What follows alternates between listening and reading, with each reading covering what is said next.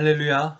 우리 은강교회 성도 여러분, 오늘은 7월 31일 금요일입니다. 슬기로운 묵상 생활로 오늘도 복된 하루 열어가시기를 바랍니다. 여러분, 오늘 7월 31일입니다. 7월의 마지막 날입니다.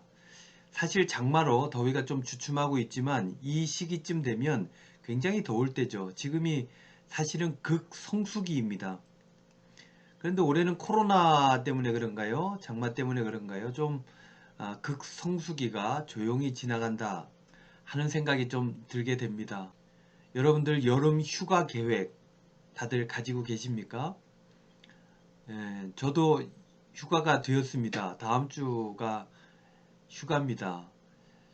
올해는 코로나 때문에 다들 고생하시고 그래서 아픔에 동참하는 차원에서 휴가를 접어야 되겠다 이런 생각들을 했는데 그냥 주어진 일상을 받아들이는 것도 나쁘지 않다 하는 생각이 들어서 계획을 잡고 당회에 보고를 드렸습니다.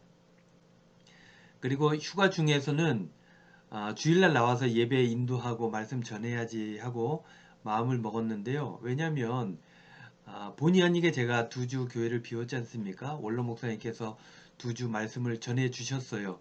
그래서 또 한번 말씀드리기가 죄송스럽고 특히 제가 개인적으로 우리 성도님들에게 죄송한 마음이 있고 해서 주일은 사역을 해야 되겠다 했는데 우리 장로님들이 뭐 그냥 하시는 대로 하시는 게 좋겠습니다. 그러셔가지고 그리고 또 우리 원로 목사님도 목사가 주일날 한번 쉬어야 휴가지 다녀오세요. 그래서 순종하는 마음으로 그렇게 하기로 했습니다. 그래도 왠지 이 휴가 가면서 휴가 준비하면서 죄송스러운 마음이 드는 건 왜일까요? 참 그리고 슬기로운 묵상생활 시즌2가 벌써 오늘로 40회입니다. 그래서 슬기로운 묵상생활 시즌3 준비하려고 합니다. 휴가 때 그것도 준비하고 휴가 마치고 돌아와서 정리를 하려고 합니다. 내용도 형식도 좀 바꾸어 보도록 할 텐데요. 잘 준비해서 그렇게 돌아오겠습니다. 그래서 슬기로운 묵상 생활은 8월 3일부터 8월 15일까지 없다는 거 여러분들 기억해 주시기를 바랍니다. 8월 18일 날 슬기로운 묵상 생활 시즌 3 해가지고 준비해서 여러분들에게 찾아뵙도록 하겠습니다. 시즌 3 준비 위해서 여러분들 기도 많이 해주시기를 바랍니다.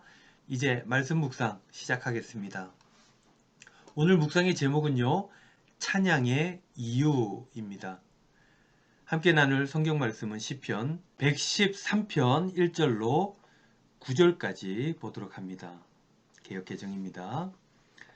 할렐루야. 여호와의 종들아 찬양하라. 여호와의 이름을 찬양하라. 이제부터 영원까지 여호와의 이름을 찬송할지로다. 해 돋는 데서부터 해 지는 데까지 여호와의 이름이 찬양을 받으시리로다. 여호와는 모든 나라보다 높으시며 그의 영광은 하늘보다 높으시도다.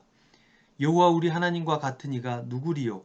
높은 곳에 앉으셨으나 스스로 낮추사 천지를 살피시고 가난한 자를 먼지더미에서 일으키시며 궁핍한 자를 거름더미에서 들어 세워 지도자들 곧 그의 백성의 지도자들과 함께 세우시며 또 임신하지 못하던 여자를 집에 살게 하사 자녀들을 즐겁게 하는 어머니가 되게 하시는도다. 할렐루야. 아멘. 묵상입니다. 시편 113편은 시작할 때도 할렐루야이고 끝도 할렐루야입니다. 할렐루야는 할랄이라는 단어와 여호와의 단축형인 야라는 단어가 합쳐진 말입니다. 할랄은 찬양하다라는 뜻입니다. 그래서 할렐루야라는 말은 여호와를 찬양하여라 라는 뜻이 됩니다. 시편 113편에 보면 이 할랄이란 단어가 여러 번 등장합니다. 그래서 이 시편을 할렐 시편이라고 부르기도 합니다. 찬양시라는 거죠. 그런데요, 그들 이스라엘 백성들은 왜 이토록 하나님을 찬양하였을까? 오늘 본문시에 그 이유들이 몇 가지 나오게 됩니다. 특히 7절에서 9절 말씀 보면 그들의 감사의 내용들이 노래되어지고 있는데요. 그 첫 번째는 자신들을 세워주셨기 때문에 찬양한다는 것입니다. 7절 말씀.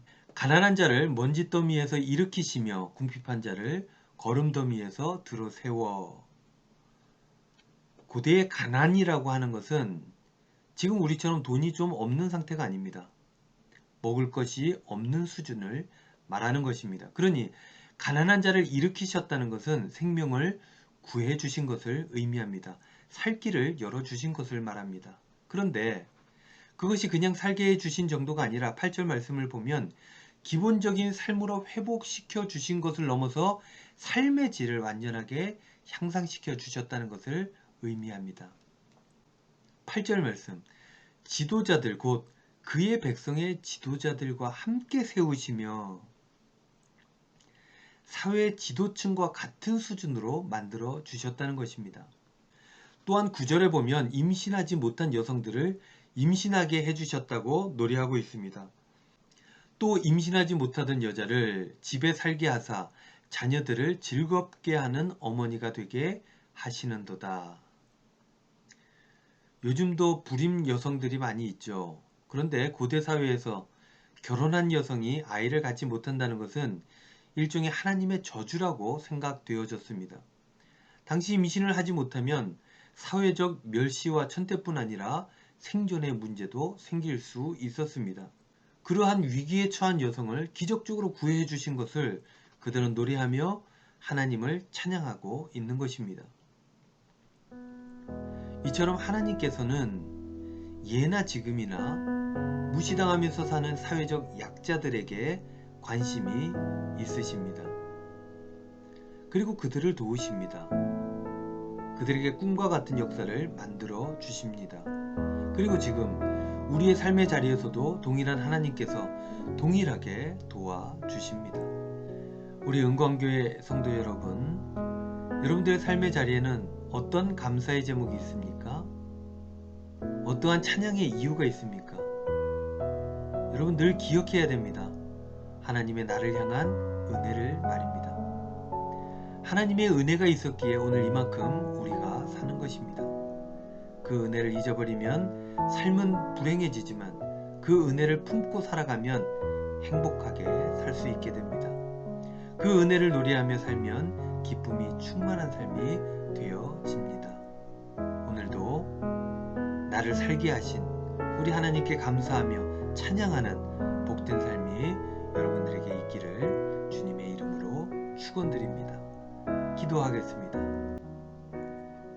주님, 오늘도 우리 하나님을 찬양하기를 원합니다. 힘들고 어려운 순간에 힘주시고 일으켜주신 하나님의 은혜를 힘입어 오늘도 복된 삶을 살게 하여 주시옵소서. 예수님의 이름으로 기도하옵나이다. 아멘.